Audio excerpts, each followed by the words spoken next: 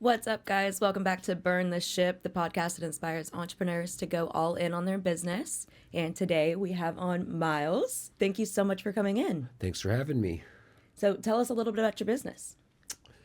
So I do mindset and performance coaching and hypnotherapy or hypnosis. And so essentially what I do is I help business owners with the mental framework of their business and their sales and their leadership. And how did you get started in that? What did you do before? Before, I'd always been interested in working with people. And so I've worked in an outpatient program for young adult men. I've worked in wilderness therapy. I don't know if I talked about that with you before. No. Basically I'd go out in the wilderness for 4 or 5 days at a time and work with a group of adolescents that were out there for their therapeutic program. And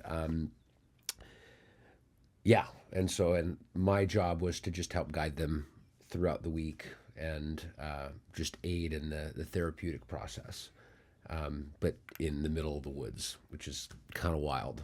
Yeah, that's interesting. So you're kind of like a therapist or a mentor. Yeah, to more. the kids. Yeah, so the word I say is coach, right? So the reason for that is therapy is very there's licensing involved to be a therapist. Coaching, the double-edged sword is that there's no licensing involved, which means you have a lot of coaches out there that don't know what they're doing, but then you also have coaches out there that do know what they're doing. But because there's no licensing, it can kind of be hard to tell. The standard isn't as clearly defined.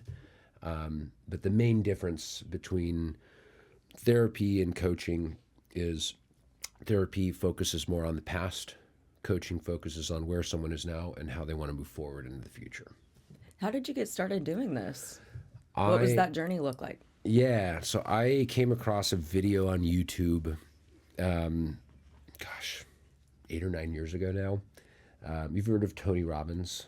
Oh, yeah, everybody has. Yeah, okay. So I came across a video of Tony. He was working with a gentleman who had a stutter. And I think I forget what the video is called. Like, Tony gets rid of the guy's stutter in 7 minutes or something. So it's obviously like captivating. And I'm a very skeptical person. I'm like, what? Watched the video, was very skeptical, but I was also like very intrigued because it worked. The guy's stutter was gone at the end of the video, got up on stage in front of a bunch of people and spoke without a stutter. It was super, super awesome. And that like very much piqued my interest in like doing that type of work, working with someone and helping them to overcome things like that. Now that's very specific, right? Like there's so much more that hypnosis can do, but that was like the moment that I remember that kind of like steered me down the path, if that makes sense. So that's really interesting. It's crazy how like YouTube, like social media in general, like it inspired your entire career. And then was what, you know how like YouTube, even back then, the algorithm knows what you want to watch. And so all of a sudden after that video, YouTube's like, well, you like this video. Do you want to see more like it? I'm like, yeah.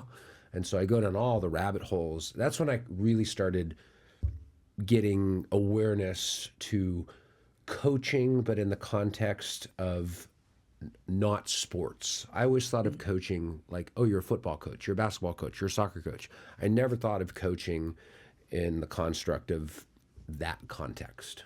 Yeah. If that makes sense. Yeah, definitely. And your industry is so broad. Yeah. And that's one of the reasons I think that you specifically, I was looking forward to talking to you and getting it out there because your name needs to be known. It's very interesting. Hypnotherapy is not something that many people know about. Right. They either don't know about it, or if they do know about it, there's preconceived notions about it, right? Like, oh, you're going to make me cluck like a chicken while on stage, or, like Manchurian Candidate, like hidden assassin code words. Let's like, no, we don't do that. So I have to demystify it a ton. And like I guess I could use this example. If you and I were talking about someone that we know that is super busy at work, a common phrase we might say is, "Oh, Joey's drowning at work." And you and I both can consciously say, we know Joey works in an office. There's no water involved in Joey's work. He's not literally submerged underwater, right? To believe that he's submerged underwater would be absolutely silly. But unconsciously, the unconscious mind doesn't process that language the same way you and I process it consciously, right? So like, meaning like, if I say Joey's drowning at work and I tell someone who's just kind of zoning out and paying attention, they might gasp for air for a moment just because I said drowning at work. Not literally drowning at work, but the language suggested something unconsciously without him even realizing it. So that's really where the power of hypnosis comes in, because we're communicating with the unconscious mind, not the conscious mind.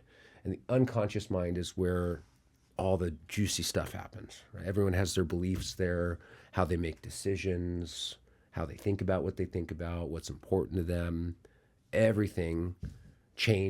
All change happens at the unconscious level. So anytime someone needs to make a change to something, we have to do that unconsciously. That's where the hypnosis is super, super cool. If that makes sense. I feel like I just like blabbed a No, bunch it of does stuff. make sense. It's just a Yeah. very interesting concept Yeah. because, like you said, you have to debunk a lot of things because I think of it as like the sports hypnosis guy that walks up and taps you on the forehead Oh, and they just pass out. Like, right. that's Yeah. what most people think of it as. So the conscious and the unconscious mind is Right. very That's interesting. that's a method of putting someone into what we call a trance. It's called a rapid induction, and it's legitimate. Like we can do it, but usually there's some stuff going on before the camera turns on, because the way they do that is it just looks like he walks up to you and touches you in the head and you go to sleep. There's prep work done before that happens that they don't show on camera. Okay, gotcha. I'm spoiling all the secrets for everybody here. We need it. So, what is your ideal clientele? Like, who do you mainly focus on? I work with a lot of people in sales. So specifically real estate agents, real estate brokers, mortgage lenders, brokers, insurance agents, people that their paycheck depends on the results that they deliver, not salary. Different mindset. Okay, Right? yeah. And so I'll work with other people, but that's my niche, if you will. And are you able to service really anyone anywhere? I mean, I know that there's no licensing involved. Right. So you can work with people across the U.S., international. Yes, correct. Yeah, absolutely. Yeah. Yeah, I've got clients in California. I've got one in Utah. And we just do it on Zoom. There are a few things I won't do, over Zoom. Like if someone, very rarely do I ever work with someone who has like an intense phobia. We can use NLP or hypnosis to eliminate a phobia, which is freaking awesome. Super, super cool. I don't like to do those necessarily over Zoom because it's a little more intricate. If someone goes into an abreaction while they're on Zoom and we're 1,000 miles away, it's probably a little bit harder for me to navigate that. And so certain things I like to do in person, but most everything we can do remote, which is really cool. You said NLP? Yes. So what is that? Stands for neuro-linguistic programming. So neuro refers to our neurology. I'll explain this very quickly. So you and I and every other human being brings in information the exact same way through what we see, what we hear, what we feel, what we smell, and what we taste, barring any physiological stuff, right? Someone who's blind, we're just going to take away the visual aspect of that, right? So assuming everything's functioning, we bring in the information the exact same way through our five senses. That refers to our neurology. Linguistic refers to how we code and give meaning to what we bring in, right? So you and I might witness the same exact event, And I might see that event and filter the information in a way that tells me, oh, that sucks that happened. Whereas you might witness the same event and go, oh, that's totally awesome, and get really excited. Well, it's the same exact event, but you and I gave totally different meanings to the event. That is referencing our linguistic, the words we use to describe our experience. And the words we use to describe our experience leads to the state of mind that we operate from and how we behave, which is programming, right? So essentially NLP, it's how we take an information, how we assign language and give meaning to that information, and then how we interact with it. And if we are able to help people change the way they're taking the information in, or with the way they're filtering that information, we can change the way they assign meaning to their ongoing experience, and therefore help them be more resourceful with what they've got, if that makes sense. Yeah, definitely. Right? Situation's the same, but if someone's able to be more flexible in how they're approaching their day, how they're approaching a sale, how they're approaching a conflict with someone at work, with someone at home, if we can help someone develop flexibility in their ability to navigate that more effectively, that's the point.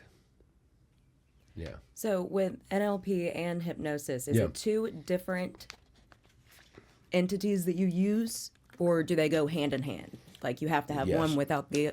Can you do? They're two individual? different. They're different modalities, is what we call them. But I use them hand in hand. They absolutely can be used together. They're much more effective when they're used together. It's kind of like if someone's building something and they have a hammer, or they have a saw, or they have both. If they have both, they're going to have more possibilities that they can, and combinations of things they can do, because they have multiple tools rather than just one or the other. Right, that makes sense. Yeah. So how long have you been doing this for? You said 9 years ago you saw the video, but when did you Yeah. actually start your company? I started my company back in, I think I started my company in January of 2019. I did my very first training in November of 2018. So 6.5 years. That's wild. I didn't even realize it. 7.5 years. A while ago. Yeah. Been doing it for about 7 years. So being a coach, Yeah. there's a lot of, discrepancies with coaches that because you don't have to have a license and stuff like that. So Right. what separates you from another coach? The NLP and the hypnosis are probably the biggest things. Most coaches work with people at the conscious level, right? They're helping people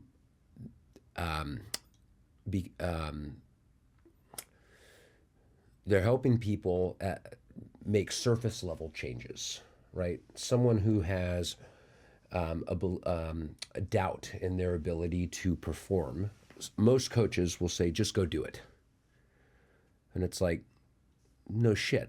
Like, I'm not taking action, not because I'm stupid. There's something going on at a deeper level. Most coaches don't have an effective way to approach someone that says, I doubt my own ability. With NLP and hypnosis and doing work at the unconscious level, I have processes and techniques. We can eliminate doubt in 3 minutes. Doubt is a function of how someone thinks. And if we can help someone make change very rapidly and very effectively to how they think about things, we can eliminate things like doubt almost instantly. And then they're able to move forward in a much more effective and efficient way, very much more rapidly. That's really when someone asked me the question, when you asked me the question of what kind of separates me from other coaches, that's the main, there's other things, but that's like the main like competitive edge that I have is we're doing deep work that's very effective and long lasting. So the ideal client for you is basically anybody that just wants to better themselves, and specifically people that are in business. Yeah, business, sales, to be very specific, real estate agents, mortgage lenders, insurance agents, financial advisors. Those are like the four like industries that I really focus and hone in on. So if somebody is in that realm for you, how Yeah. can they reach out to you?